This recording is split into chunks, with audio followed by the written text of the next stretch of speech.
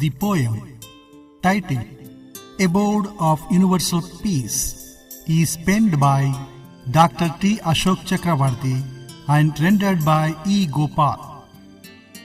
Abode of Universal Peace, parting the hymn of twinkling stars, studded with crescent moon's glow, soothing the feelings of every creature. The sky looks amazingly different. How virtuous are we humans, is it not?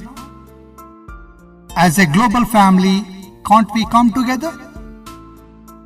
While life-giving prosperities of Mother Earth, equipped for peaceful human coexistence, is often hacked with selfishness and hatred. Nature, the embodiment of eternal peace, looks disgusted by our inflexible actions. Can't we enlighten all with peace in heart?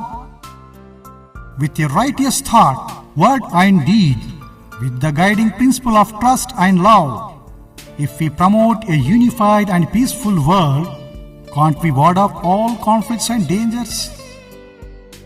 To savor the nectarine sweetness of peace, together, why can't we move in a mutual care?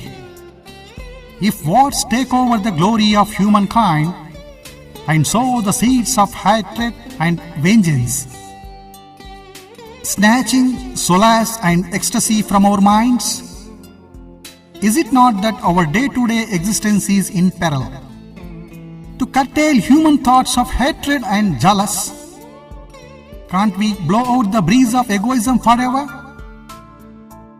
For an unbroken and unbound bondage on earth, let the lamp of love and peace light human hearts. Once the abode of universal peace is reached, a meaningful existence of human life blossoms. The sufferings of brutal wars shall come to an end. Delightful, the door of peace and amity opens wide.